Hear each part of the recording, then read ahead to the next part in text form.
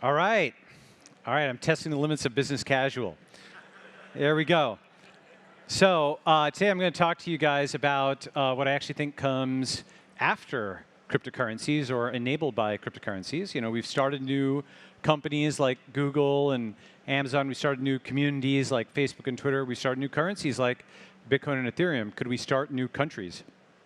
And this is the concept of the network state.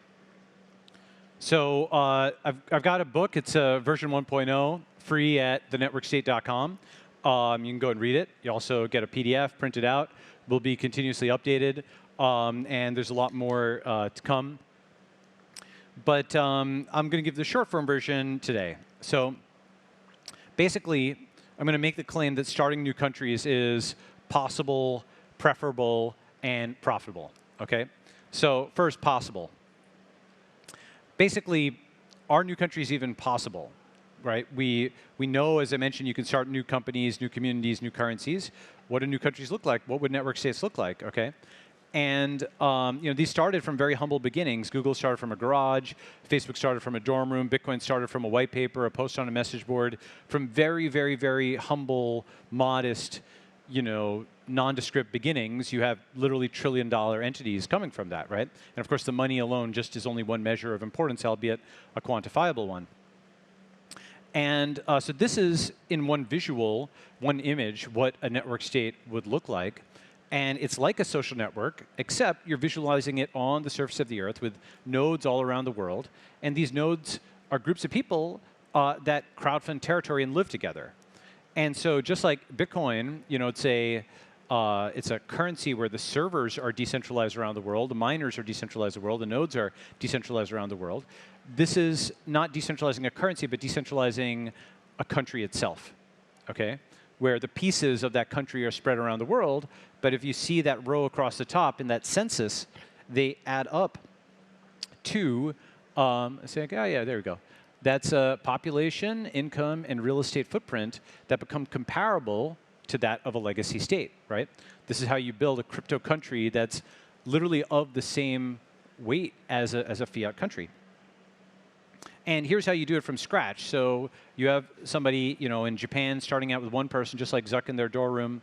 And here we go. They go from 1 to 10 or 17, right? 10x, you know, 1,000, 10,000, 100,000, and 1,000,000. You can actually see these orders of magnitude as you recruit people around the world for your startup society, make it capable of collective action online, have a very specific collective action, which is crowdfunding territory, and starting to live together, and starting to think of yourselves as actually a new country, just like all of us LARPed and hallucinated a new currency into being. That's really what a state is. It's a collective hallucination. It's not like there's some shimmering thing that says there's a border here. It's a set of social conventions. It is a social construction that one can deconstruct and construct just like a currency. So to give a little more, you know, meat on the bones, most countries are actually small countries. So that number of like, you know, 1.7 million is actually pretty big because most countries in the UN are less than 10 million people, and about 20% are less than 1 million people, and 12 are less than 100,000 people. You probably built, you know, larger apps than that potentially, or you have, you know, larger followings in that, or you've built, you know, social networks or work at social networks that are much larger than that. Most countries are actually small countries, even if most people live in big countries. Moreover, the number of countries in the UN has actually been increasing over time, okay? That is, you know, like around 1945, UN has started, and then you have the breakup of the British Empire and various European empires, and countries gain their independence. And then here's like, you know, breakup of the Soviet Empire towards the end. And so then, you know, of course, it's been like kind of flat for a while after that, but the number of currencies in the world looks similar. And it was also kind of increasing and then flat for a while. And then suddenly goes completely vertical, depending on how you count, at least +2 with Bitcoin and Ethereum, potentially plus much more than that. A very simple thing is how many cryptocurrencies have market caps greater than the market cap of fiat currencies out there. It's more than 2. It's probably, you know, at least a few dozen, right? So the number of currencies has suddenly gone vertical after a long you know, stasis. Could the number of countries similarly increase? Okay, this is what I call the re-decentralization. If you go, you know, backwards, further backwards in time, this way you start getting from nation states back into city states, and you look at a map of Germany before Bismarck, or a map of India before independence, and you have all these little principalities. San Marino is like a little piece of the past that survived into the future, like a duck-billed platypus, this 30,000 person little thing that's in the middle of Italy. And much of the world used to look like that. So you go backwards in time and you get decentralized, maybe forwards in time it gets re-decentralized, right? And so the third kind of thing to put flesh on the bones here is, everybody knows coin market cap. There's a fun site called Fiat Market Cap, which ranks, right, the, currencies of the world, and boom, there's Bitcoin right there. Okay, in between the Chilean peso and the Turkish lira, keeps falling or whatever, you have Bitcoin. And at various times, this has been higher than 27, like earlier this year or late last year, I think it's close to the top 10, okay?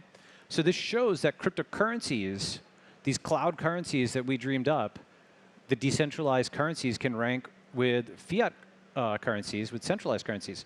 So by analogy, here's the table of all the countries in the UN and their populations. Could we have a network state ranking at 1.7 million people, somewhere in between Latvia and Bahrain, right? I think so, right? Moreover, that's a little bit of a typo there, but a network state would increase in population every year and might be one of the fastest growing countries in the world. Okay, this should be like that's the current population, that should be like 15% greater. But the thing about that is now you have an incentive to have policies that allow for housing, that allow for people to have kids and not have to pay their entire salary. That network state is actually incentivized to climb the leaderboard of population and therefore grow by both immigration and reproduction. There's actually a way to make family affordable, right? And that's at least one model. Not every network state has to try to ascend the leaderboard, but you're setting up the incentives in an interesting and new way. Okay, Elon has talked about how do you solve those kinds of problems, right? So could crypto countries rank with fiat countries just like cryptocurrencies have ranked with fiat currencies? This is now a mental model to get there. You start to have a population that's on par with that of a legacy country. And here's just relating it to that census from before. At Chainlink later this week, I'm going to give a talk on how you actually do an auditable oracle. That is, say, an on-chain census where people trust the numbers, okay? And that on-chain census here, because it's going to be used to rank and for diplomatic relations, everything depends on how reliable those numbers are. And so you have a supply chain that goes back where like every single one of the proof of humans and proof of real estates, how do you audit that? That's a whole technical problem in its own right. But the US Census was actually baked into the US Constitution because it's so fundamental. The network state census is baked into the definition of the network state if you go and look at the book. Okay. So the last bit over here is you might say, okay, well, maybe this thing can get big, but could it ever actually achieve diplomatic recognition? And just to, again, give some flesh on the bones of that, some proof points, okay? Tuvalu did a deal with GoDaddy to sell the .tv domain. Colombia has done a deal to sell the .co domain, okay? Nevada did a deal with Tesla for the Gigafactory, right? El Salvador, of course, did, quote, a deal with Bitcoin, not in the normal sense, but certainly it merged or integrated with a cryptocurrency. Wyoming did, the DAO law, so it sort of merged with Ethereum. And so you have sovereign countries, you have US states, you have cities like Miami or New York where the mayor is taking their salary in Bitcoin. We have proof points of deals between sovereign cities, states, and countries on the one hand, and companies and currencies on the other, right? It is possible to do win-win things. Is it then possible to just take that one step further and have not just a company or a currency negotiating, but a cloud community that actually thinks of itself as a country? Note that you will get laughed at the first time, the second time, the fifth time, the 10th time, just as cryptocurrency was.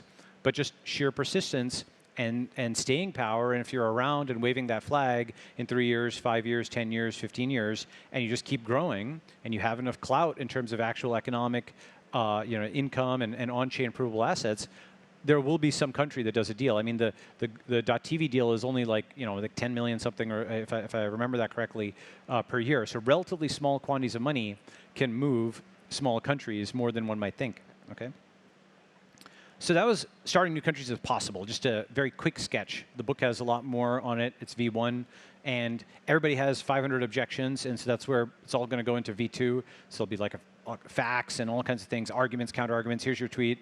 Here's my dunk on your tweet. Here's your dunk on my dunk. Here's this and that, right? So we'll go through more about the possibilities, all right? But preferable. Now let's talk about that just very briefly. So there's both the push and the pull, okay? You might be aware, but much of the world is having, food riots, oil riots, all kinds of crazy stuff is happening as things are getting scarce, right? Those are, photos from Sri Lanka and Venezuela and Panama, where there's some serious instability, civil unrest, okay? So the push is that many of the current, not all, but many of the current nation states are not aligned. The state is not aligned with the nation, and the nation isn't even a nation itself. It's like multiple nations contending. So they're not necessarily working. So that's the push. And the pull is, the positive part is that just humans have been pioneering since, like expanding out of Africa, whether it's going to the moon or the Statue of Liberty. The most American thing in the world is to leave your home in search of a better life. It's not just a nation of immigrants, it's a nation of emigrants, those who left. Why did they leave Poland or India or Mexico? Sometimes they're coming for economic opportunity. Sometimes they're fleeing a bad regime like Nazi Germany or the Soviet Union or communist Vietnam. But it's a combination of both the push and the pull to seek those new frontiers, right? And so this is not adverse to any state in the same way that starting Google doesn't mean you're not a Microsoft patriot or something like that. In fact, Google's founding helped reform Microsoft, because eventually Google, showed that the cloud could work, and Microsoft eventually reformed and agreed that it was right. That exit actually reformed the establishment as well as being a useful thing in its own right. Okay, so that's why new countries are preferable, and we can make this case. It's kind of obvious. Why are new currencies preferable? Why are new documents preferable? Why don't you just scribble out on the same piece of paper every time? A blank sheet of paper is sometimes useful because you can just start afresh with all the knowledge you have, but none of the baggage, right? Okay, so that's why they're preferable. And finally, let's talk profitable, because economics is not, it should not be upstream, but financial feasibility is as important as other kinds of feasibility. And so why are they profitable? So here's an interesting way of thinking about it, right? The ARPU of nation states, social networks, and potential network states, okay?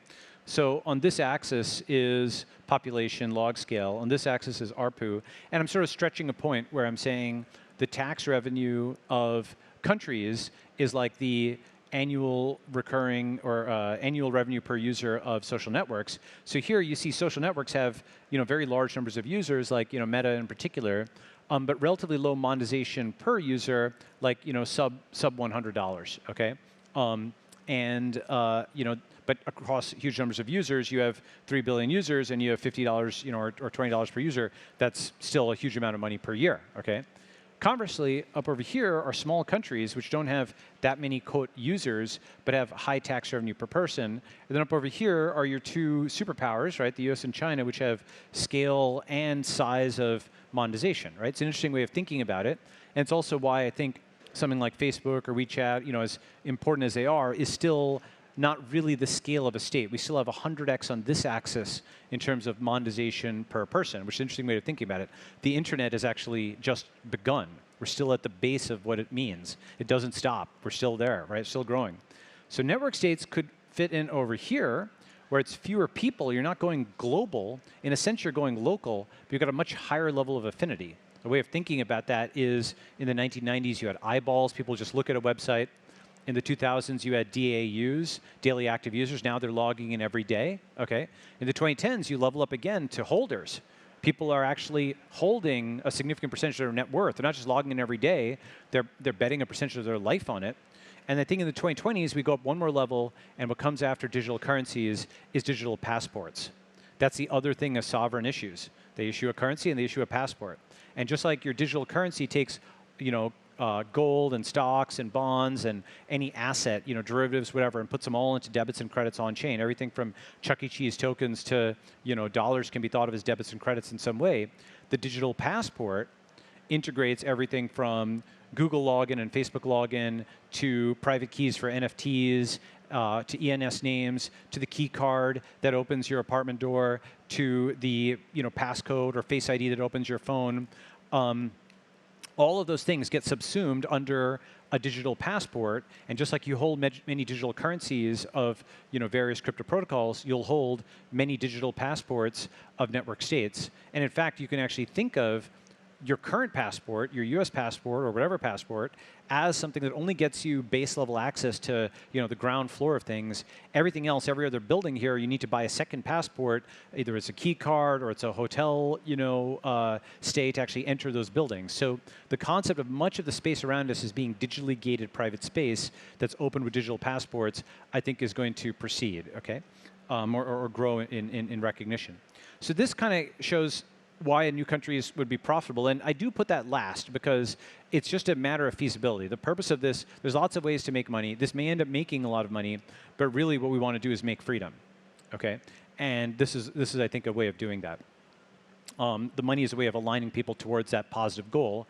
It's not gambling or something like that. It's a new birth of freedom, which anybody in the world can embrace. There may only be 2% of the world that's over 35 and a natural-born citizen of the US who could become president of the United States, but 100% of the world could become president of a network state, just like anybody in the world can become CEO of a startup company. And it's easier, much easier to become a tech billionaire.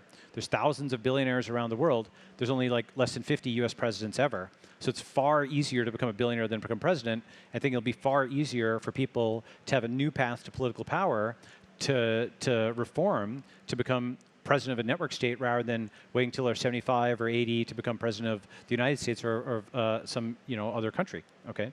So this is why new countries are possible, preferable, and profitable. And that's where we would land if this works. That's a talk for today. So thank you very much. Here's the book.